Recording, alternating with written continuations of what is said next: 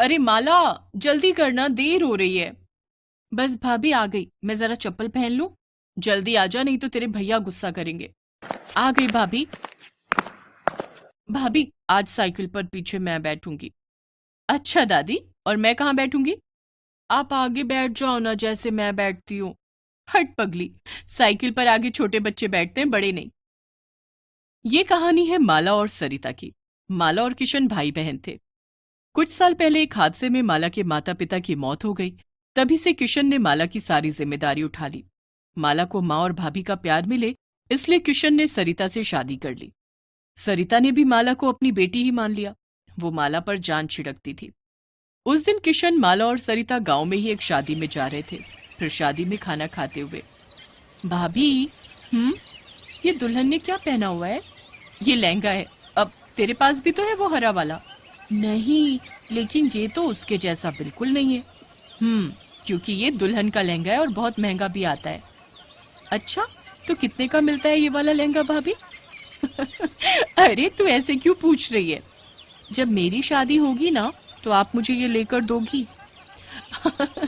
हाँ हाँ, क्यों नहीं दूंगी। मेरी लाडो दुल्हन बनकर कितनी सुंदर लगेगी।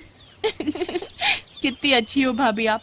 रुको, इसी बात पर मैं आपके लिए एक और रसगुल्ला लेकर आती हूँ। अच्छा, चंट कहीं की।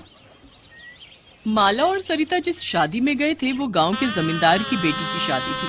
जमींदार के पास पैसों की कमी तो थी नहीं, इसलिए उसने अपनी बेटी के लिए शहर से बहुत ही महंगा ब्राइडल लहंगा सिलवाया था।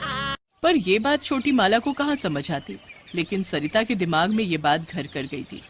घर लौटते हुए साइकिल के आगे बैठी माला अपने भैया के साथ ढेर सारी बातें करती रही, और साइकिल पर पीछे बैठी सरिता बस यही हिसाब लगा रही थी कि उसे हर महीने कितने पैसे जोड़ने होंगे ताकि माला की शादी तक वो उसके लिए एक अच्छा लहंगा खरीद सके। वक्त गुजरता गया और फिर एक दिन, डॉक्टर साहब, वो ठीक तो है ना? इन्हें सांप ने काटा है। जहर काफी फैल गया है। हमें इन्हें बचाने के लिए शहर से कुछ इंजेक्शंस मंगाने पड़ेंगे। आप एक काम करिए, 15,000 रुपए जितना जल्दी हो सके काउंटर पर जमा करा दीजिए। किशन जब खेतों में काम कर रहा था, तभी उसे एक जहरीले सांप ने काट लिया था। उसके साथी उसे अस्पताल तो ले आए, लेकिन डॉक्टर ने ऐसी बात कह दी थी जिसके बाद सरिता सोच में पड़ गई। सरिता के पास पैसे थे, मगर वो उसने माला के लहंगे के लिए बचा कर रखे थे। लेकिन इस वक्त किशन का इलाज ज्यादा जरूरी था। सरिता ने सारे पैसे अस्पताल में जमा कर दिए। इस तरह किशन की जान तो बच गई, लेकिन वो पहले से बहुत कमजोर हो गया। फिर डॉक्टर ने सरिता से कहा, देखिए, इनकी जान तो बच गई है, लेकिन 3-4 महीने इनसे कोई भारी काम मत करवाना। ये झेल नहीं पाएंगे। इनकी सेवा करो और खूब खिलाई पिलाई भी करनी होगी। जी डॉक्टर साहब। उस दिन से सरिता पर घर चलाने की पूरी जिम्मेदारी आ गई। हालांकि अच्छी बात यह थी कि अब माला जवान हो गई थी, तो माला घर का काम देखती और सरिता बाहर जाकर एक फैक्ट्री में काम करने लगी। तभी एक दिन फैक्ट्री से लौटते हुए माला को रास्ते में एक बहुत बड़ी दर्जी की दुकान दिखी, जिसके बाहर बड़े सुंदर लहंगे टंगे हुए थे। सरिता जानती थी कि वो लहंगे बहुत महंगे होंगे और वो उसे खरीद नहीं पाएगी, लेकिन तभी उसे कुछ सूझा। नमस्ते सेठ जी। नमस्ते नमस्ते, बताओ क्या चाहिए? नहीं नहीं सेठ जी, मैं कुछ खरीदने नहीं आई हूँ, मैं तो काम मांगने आई हूँ। अच्छा, वैसे मेरे यहाँ एक मशीन खाली तो है। तुम्हें सिलाई आती है? आती तो नहीं है सेठ जी, पर राम कसम बहुत मेहनत करूंगी, जल्दी से जल्दी सीख लूंगी। चाहे तो मुझे आप पैसे मत देना, बस बढ़िया लहंगा सिलना सिखा देना। सरिता की आंखों में सच्चाई देखकर सेठ ने उसे काम पर रख लिया। अगले ही दिन से सरिता उस दुकान के काबिल दर्जियों से सिलाई सीखने लगी। वो सिलाई के काम के साथ साथ दुकान की साफ सफाई भी करती। उसकी मेहनत से सेठ बहुत खुश था। फिर ठीक 1 महीने बाद, हाँ भाई सरिता, कुछ सीखा तुमने? आज 1 महीना हो गया तुम्हें। जी सेठ जी, देखिए ये मैंने सिला है। सरिता के हाथों में एक बहुत ही प्यारा लहंगा था। उस लहंगे को देखकर सेठ बहुत खुश हुआ और फिर कुछ सोचकर बोला, सरिता, ये तो बहुत बढ़िया है, मगर इसमें कढ़ाई का काम थोड़ा कम होना चाहिए था। उससे क्या होता है कि एक तो तुम्हारी मेहनत भी कम लगती और हम इसे थोड़ा सस्ता भी बेच सकते थे, और दूसरी बात की डिजाइन भी खिल कर आता। जी, मैं आगे से ध्यान रखूंगी। ऐसे ही मेहनत करती रहो, और ये लो तुम्हारी पहली पगार। इतना कहकर सेठ ने सरिता के हाथों में 10,000 रुपए रख दिए। सरिता को इसकी उम्मीद नहीं थी। उसने फौरन घर के लिए ढेर सारा राशन खरीद लिया। इधर किशन भी अब ठीक हो चुका था और अपने काम पर भी जाने लगा।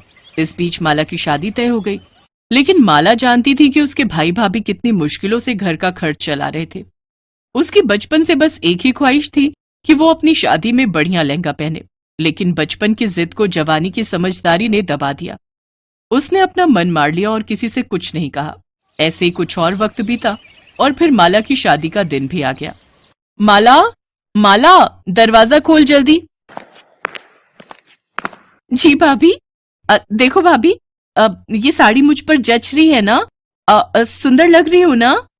अरे पगली, इतनी बड़ी भी नहीं हुई कि अपनी भाभी से कुछ छुपा पाए।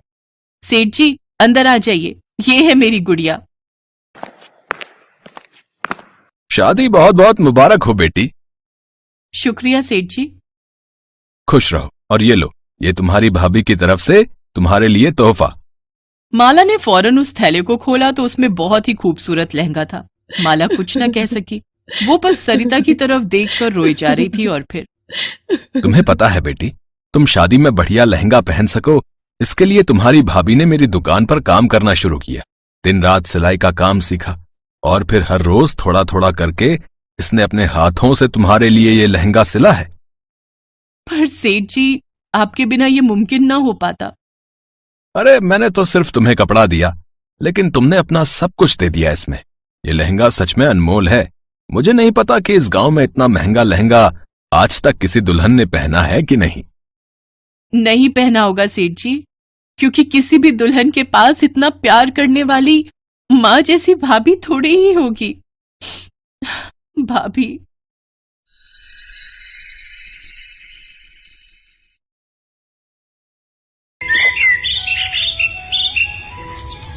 आरती को बचपन से कुछ भी नहीं मिला।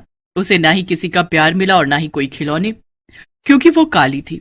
दूसरी तरफ आरती की सौतेली बहन पायल को सब कुछ मिला। वो गोरी थी और उसके माता पिता उससे बहुत प्यार करते थे। इसलिए आज जब दोनों बहनों की शादी है, तब पायल को 1 लाख का लहंगा मिला और आरती को कुछ मिला ही नहीं। आरती बस बैठकर ये सोचने लगी कि मेरे पास तो कुछ भी नहीं है, शादी का लहंगा नहीं है, क्या पहनकर मंडप में जाऊंगी मैं।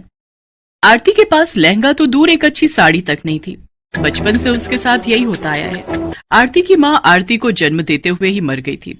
आरती काली पैदा हुई थी, ये देखकर उसके पिता ने कहा था, अरे ये तो कोयले से भी काली है, ये कैसी बेटी पैदा करी है इसने। हरिहर को आरती पसंद नहीं आई। उसे काली बेटी नहीं चाहिए थी, इसीलिए 1 हफ्ते के अंदर उसने फिर से शादी कर ली।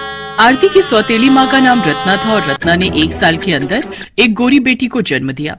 हरिहर की खुशी का ठिकाना नहीं रहा। अरे ये हुई ना बात, बेटी हो तो गोरी हो, काली तो कुतिया भी होती है। हरिहर ने उसका नाम पायल रखा और पायल को माँ बाप दोनों का प्यार मिलने लगा। आरती को मिला तो सिर्फ और सिर्फ घृणा। उसकी सौतेली माँ उससे कहती थी, तेरा मुंह देखकर मेरी भूख मर जाती है, खाने के समय मेरे सामने मत आया कर। रत्ना, हरिहर और पायल एक साथ एक परिवार की तरह इकट्ठे बैठकर खाते थे, लेकिन आरती को वहां जगह नहीं मिलती थी। उसे रसोई में बैठकर खाना पड़ता था, वो भी सूखे चावल। खाना खाते हुए आरती हर रोज रोते हुए अपनी माँ को याद करती थी। माँ, आप मुझे अपने साथ लेकर क्यों नहीं गई? माँ, मैं आपके पास आना चाहती हूँ। भगवान मुझे ऊपर बुला लीजिए, मुझे अपनी माँ के पास जाना है। एक तो सौतेली, ऊपर से काली। ऐसी लड़कियों के नसीब में सिर्फ और सिर्फ दुख, दर्द और पीड़ा ही लिखा हुआ है। ये बात आरती बहुत पहले समझ गई थी। ऐसे ही वो बड़ी होने लगी। पायल को प्यार मिलता रहा और उस वजह से वो घमंडी बन गई और वो दोनों जवान हो गए। दोनों की शादी की उम्र हो गई। घर में पायल की शादी की बात चलने लगी। बेटी, अब तेरी शादी की उम्र हो गई है ना, तुझे शादी करनी होगी, उसके बाद तेरे बच्चे होंगे। माँ, आप भी ना। हमारी बेटी शर्मा गई। वहां आरती आई और बोली, हाँ बहन, तू बहुत खूबसूरत लगेगी। आरती को देखकर पायल गुस्सा हो गई। आ गई तू? हमारी एक पल की खुशी तुझसे देखी नहीं जाती है क्या? अपनी गंदी शक्ल लेकर चली आई यहां। लेकिन बहन, मैंने ऐसा क्या बोल दिया? पहली बात तो मुझे बहन कहना बंद कर। मैं तेरी बहन नहीं हूं, तू इस घर की नौकरानी है।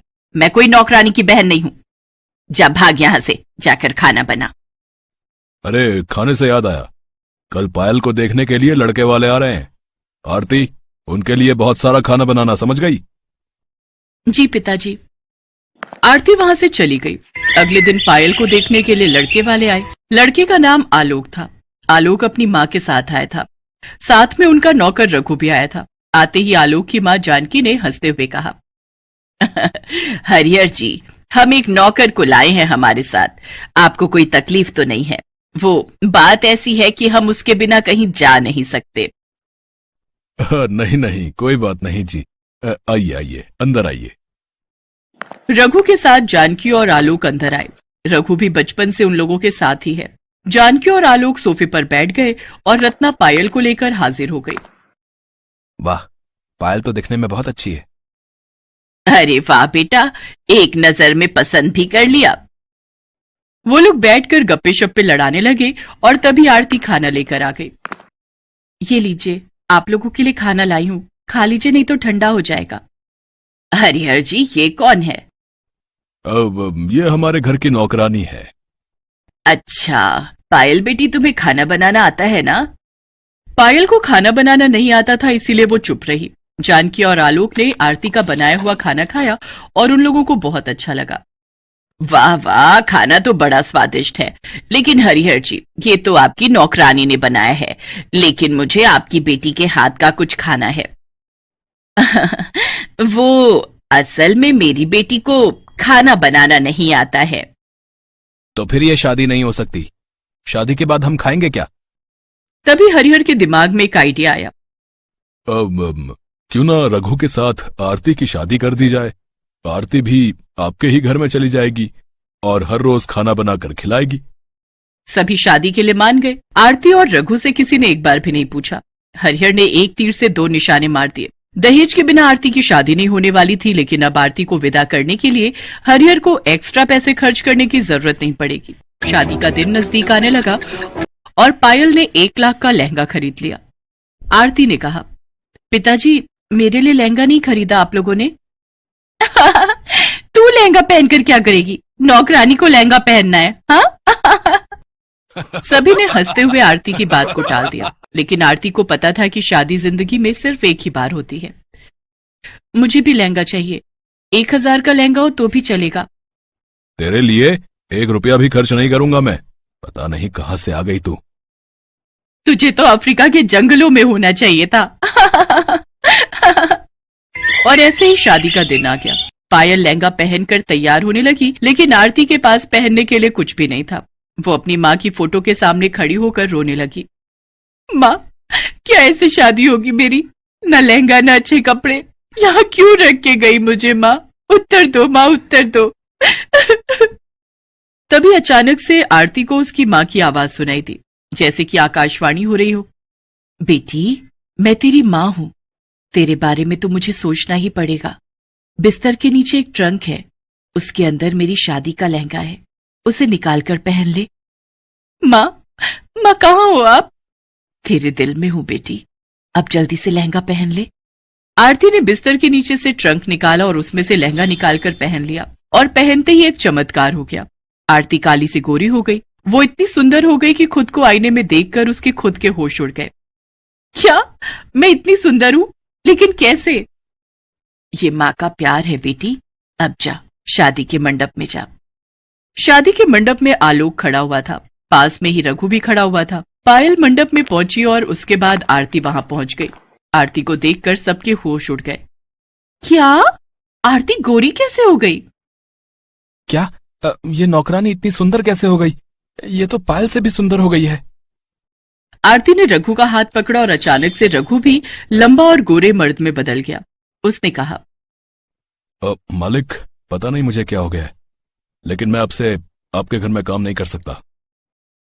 रघु और आरती वहां से भाग गए। उन दोनों ने कहीं और जाकर मंदिर में शादी कर ली। यहाँ जानकी और आलोक को जब पता चला कि आरती हरिहर की नौकरानी नहीं बेटी है, तब उन्होंने शादी से इनकार कर दिया। पायल अंदर से टूट गई।